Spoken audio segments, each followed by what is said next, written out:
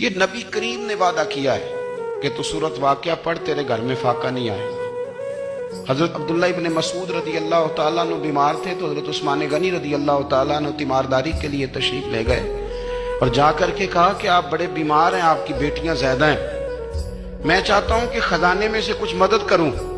تو سیدنا عبداللہ ابن مسعود رضی اللہ تعالیٰ عنہ اٹھ کے بیٹھ گئے اور کہنے لگے امیر المومنین، اللہ آپ کو میری طرف سے، میری بیٹیوں کی طرف سے بہتر صلہ دے، میری بیٹیوں کو کسی خزانے کی ضرورت نہیں، میں نے انہیں خزانہ دے دیا ہے۔ کہا جناب آپ نے کون سا خزانہ دیا ہے، میں آپ کے مالی معاملات کو جانتا ہوں۔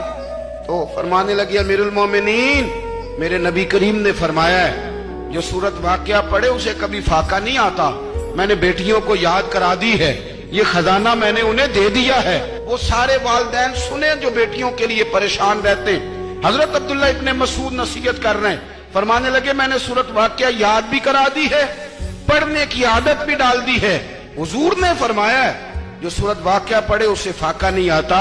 کہنے لگے چاند تو اپنی جگہ چھوڑ سکتا ہے، سورج گر سکتا ہے، تارے ٹوٹ سکتے ہیں، پر مدینے والے رسول کی بات غلط نہیں ہو سکتی۔